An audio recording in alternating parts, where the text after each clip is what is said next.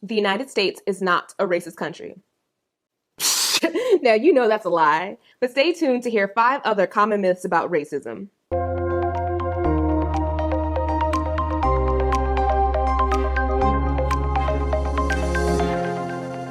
For more educational videos on race, history, and current events, please subscribe to this channel and power to the people, fist bump that notification bell for weekly content updates. Hi YouTube, welcome to the Anti-Racism Academy. Brandy Blocker Anderson here. I'm a triple Ivy League educated lawyer, former teacher, activist, and the mother of an adorable 3-year-old named William. Before we get into this list, let's start with a working definition of racism. Racism is a political, economic, and cultural belief system based on the idea that some groups are better than others and are therefore more deserving of societal benefits. With this definition in mind, here are the 5 most common myths about racism. Number 5, if we don't talk about racism, it'll go away. Okay, folks, this one is definitely a myth. Some people think that talking about racism actually makes things worse. Their solution is to be quote-unquote colorblind. Colorblindness is a belief that if we don't talk about racism, then it somehow doesn't exist or will go away. Compare colorblindness to President Trump arguing that if we stop testing Americans for the coronavirus, then all the positive cases will go away. Here's the bad part.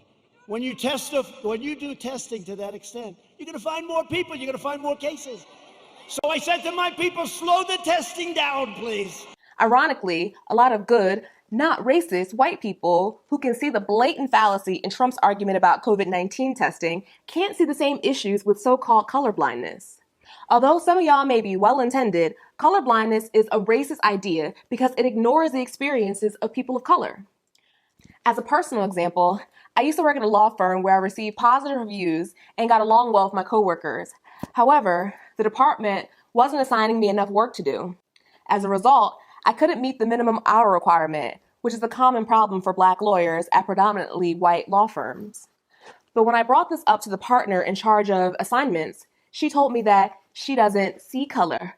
Ooh, she tried it. Not only did she completely miss the point that the issue was systemic, meaning way bigger than her, she also low-key tried to insult my intelligence by suggesting that she can't see all this melanin and caramel pigmentation. I ended up quitting that job in part because of how that conversation made me feel. Completely invalidated and dismissed. The bottom line is that if we pretend like racism doesn't exist, then we'll never be fully aware of the issues, much less be motivated to do anything about it.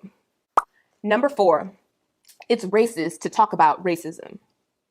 Okay, so this myth is closely related to the last one, taking the idea of colorblindness a step further by pointing the finger at people who do speak up about racism and calling them racist for refusing to pretend that these issues don't exist.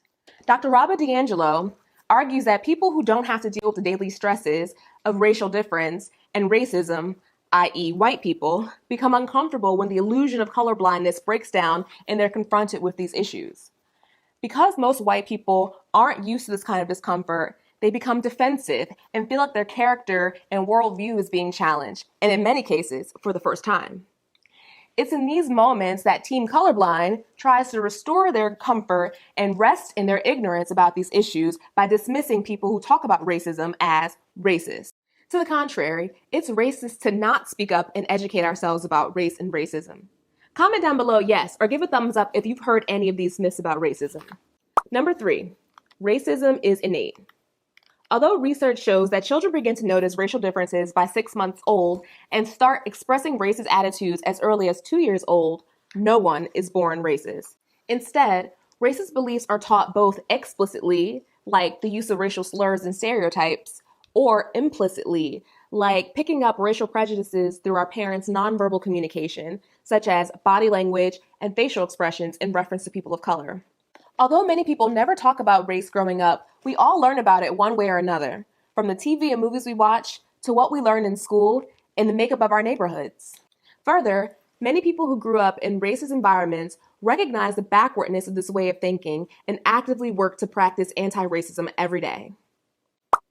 Number 2, racism is over. Given the recent national uprisings after the murders of George Floyd and Breonna Taylor, as well as the shooting of Jacob Blake by the police, this myth has somewhat fallen out of popularity. However, Republican politicians like Nikki Haley and others argue that America is not a racist country. even the history of racism in the US translates to racism is over, get over it.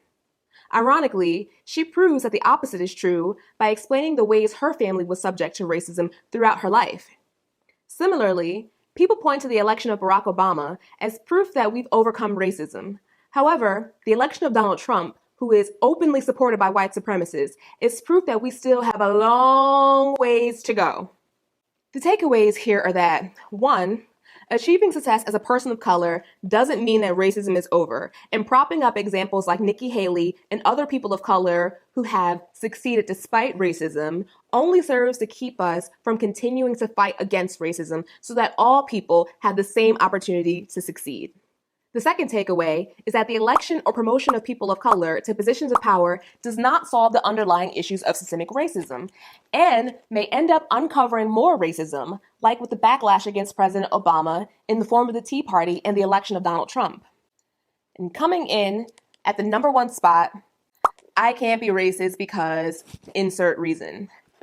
Many people think that their life circumstances or certain facts about them make it impossible for them to be racist. For example, some white people believe they can't be racist because they grew up in poverty and therefore do not benefit from the class aspects of white privilege.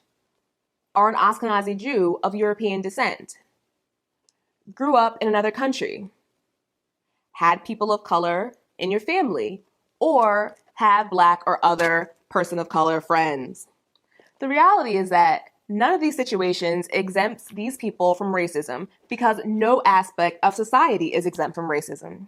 In her book, Why Are All the Black Kids Sitting Together in the Cafeteria and Other Conversations About Race, Dr. Beverly Tatum compares the culture of racism in the United States to a smog that's all around us. Racism is everywhere. Our lives are polluted with it, and it harms us all. The more we are aware of the smog of racism, the better equipped we can be to combat this toxic way of being. If you'd like to learn more myths and facts about racism or about these topics generally, please follow the link in the description below to sign up for the Anti-Racism Academy email list. If you liked this video or found it at all helpful, please like and subscribe to this channel for more related content, such as the videos shown on screen. Once again, I'm Brandy Blocker Anderson, and thank you so much for watching.